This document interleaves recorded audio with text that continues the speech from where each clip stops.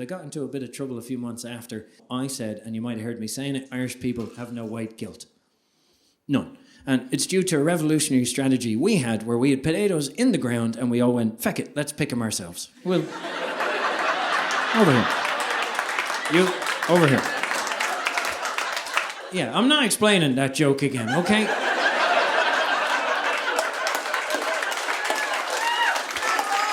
Yeah. If you don't get that joke, you are the problem.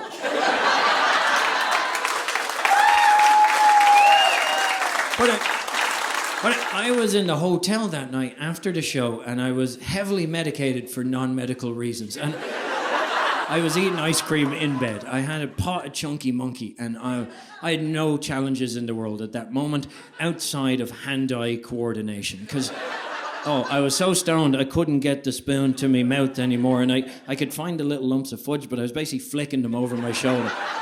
And chunk by chunk, I was turning the hotel room into a crime scene. And I was basically snorting fudge at one moment, because I just gave up on the spoon, and I was like, I'm going in here.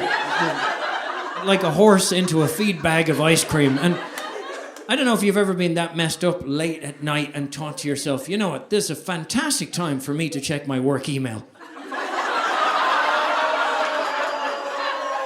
Yeah, I was like, I'm in tip-top condition right now. Let me just get a jump start on the working week right now. I was just lying stoned down my face with the little light, on your face in the darkness with me fudge-covered fingers scrolling away.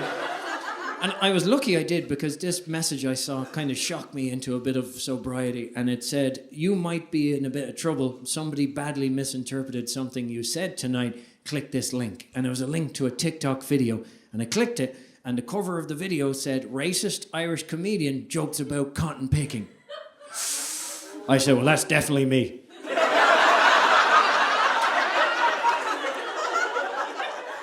Yeah, I looked at the view count. There was 100,000 views on this video. It'd only been up a couple of hours, and there was over 400 comments, and they all were saying the same thing. Who is the racist? Where's the racist? Where can we find him? I was so stoned, I entered the chat. I said, I know where he is. He's in a hotel room right now, covered in ice cream. He had no idea he was a racist. This is a huge moment in his life right now, and it's a big discovery. And to make things worse, he's right now covered in an involuntary ice cream brown face. Yeah. I was just sitting there like a Canadian Prime Minister.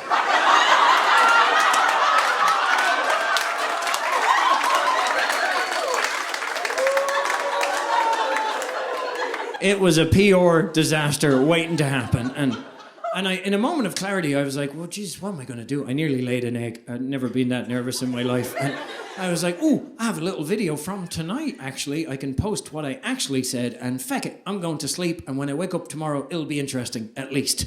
And I know, that doesn't sound like a good strategy, and it wasn't, but I got a bit lucky. I didn't know with social media, because I'm such an idiot with it, that when strangers write to you as a stranger, they don't expect you to write back. Yeah, they'd be writing to me, hello, David's team. And I'm like, team? This fella can't even work a spoon. There is no team. I am the I in this team. I didn't know you're not meant to write back. I've been writing back to everyone. I've been treating strangers like pen pals for about 2.5 years. So if you're like, well, you should come to Chicago and do a show. And I'm like, yeah, well, and here I am. That's kind of how that works. And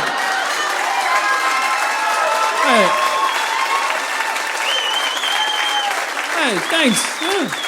Well, thank you very much. I didn't know there was any other way, but I guess because it was during lockdown and everything when it started, I guess it built up a little bit of goodwill. And when I was so heavily medicated that I couldn't use words to defend myself, which is the one thing I'm meant to be okay at, given my current occupation, all these people started arguing on my behalf. When I woke up in the morning, they'd won. Yeah.